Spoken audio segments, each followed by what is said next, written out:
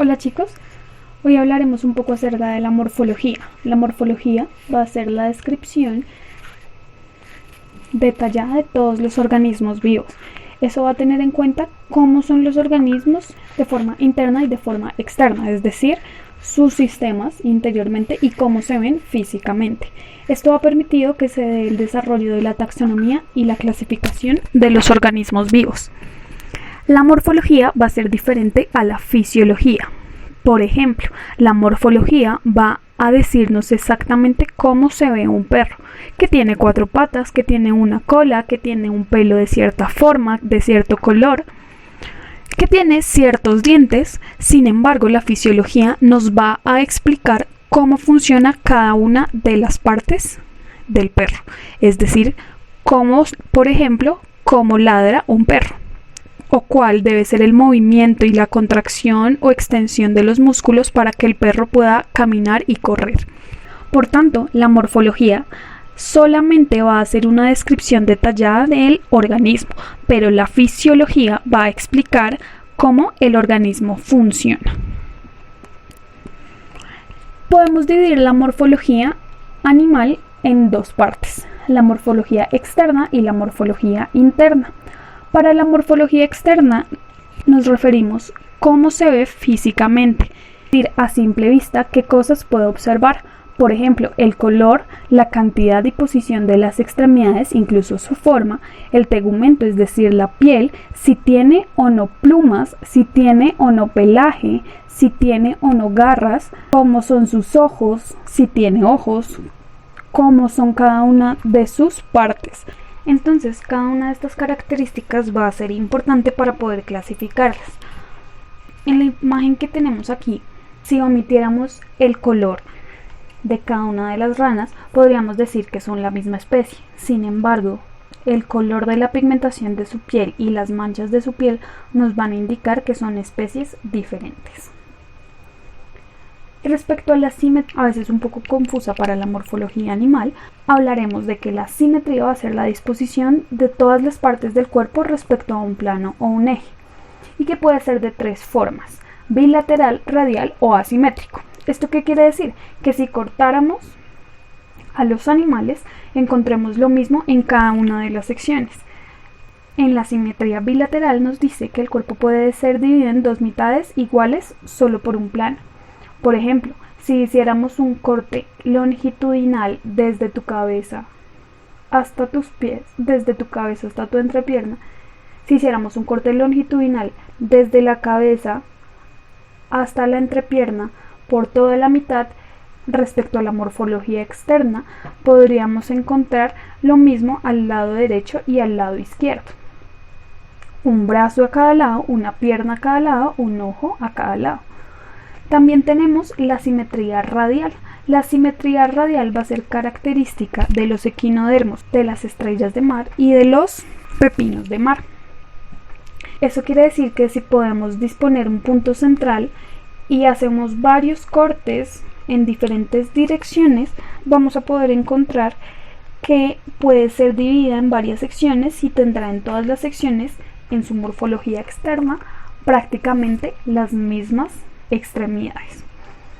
O un animal con morfología asimétrica va a ser aquel que no tenga ningún plano por el cual pueda ser dividido en partes iguales. Podemos observar en esta imagen que si tomamos una estrella de mar y la partimos en 5 pedazos, vamos a encontrar que sus secciones serán prácticamente iguales. Si tomamos una mariposa y paramos por todo el abdomen, vamos a encontrar que a cada lado va a tener 2 alas. Eso quiere decir que tiene una simetría bilateral. Pero si tomamos un coral, que podemos verlo en la imagen de abajo, no va a tener ninguna parte igual a otra. Es decir, será un animal asimétrico. Además, podemos hablar de la morfología animal interna. Esta se refiere a la posición de los órganos y la interconexión entre los diferentes sistemas que tiene cada uno de los organismos. Por ejemplo, la anatomía interna de un gato es totalmente diferente a la anatomía interna de un caracol. Puede que contengan algunas características similares, sin embargo, no es igual. La mayoría de animales va a tener una forma diferente en su cuerpo y los órganos internos van a tener que acoplarse a la forma del cuerpo. Podemos observar el caracol, los órganos están ubicados la mayoría en la parte de la concha o caracola, pero para el gato están distribuidos a lo largo de todo su cuerpo. Además, también existe la morfología vegetal, que se va a referir a la descripción detallada de las plantas, teniendo en cuenta que esta morfología vegetal, la que tenemos en esta ocasión, se refiere a las plantas vasculares, es decir, las plantas que podemos observar de gran tamaño como los árboles o las flores. Dentro de la morfología vegetal tenemos principalmente las raíces, el tallo, que puede ser herbáceo o leñoso. Un tallo herbáceo va a ser aquel como el de los girasoles, que si lo intentamos partir con nuestras manos será partido fácilmente. Además tenemos el tallo leñoso. El tallo leñoso va a ser aquel que tiene lignina, es decir, que es mucho más fuerte como el de los árboles. Y además de ser más grueso, si intentamos partirlo simplemente con las manos, no siempre va a ser igual de fácil.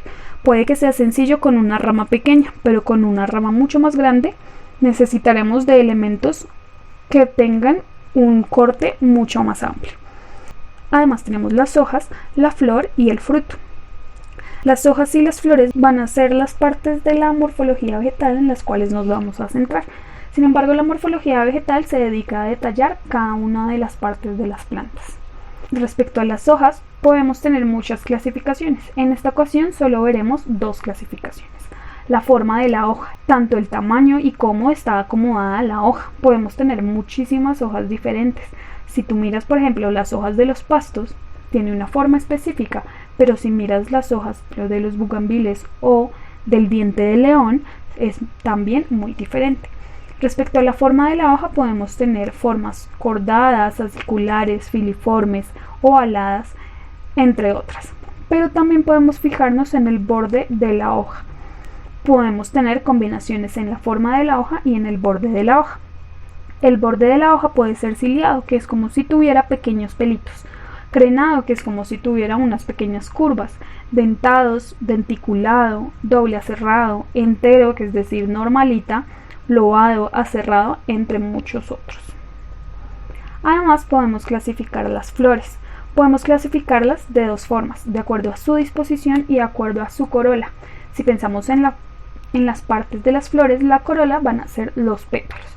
Respecto a la disposición, va a ser la forma en que se ubican.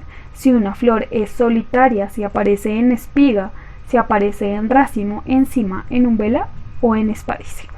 Además, la corola es de acuerdo a la forma que tienen los pétalos. Tubular, como por ejemplo los cartuchos, esa flor blanca que suele ponerse en muchos de los ramos florales. Puede ser infundibuliforme, campanulada, cruciforme, aclavelada, rosácea, todo esto de acuerdo a la forma que tienen los pétalos.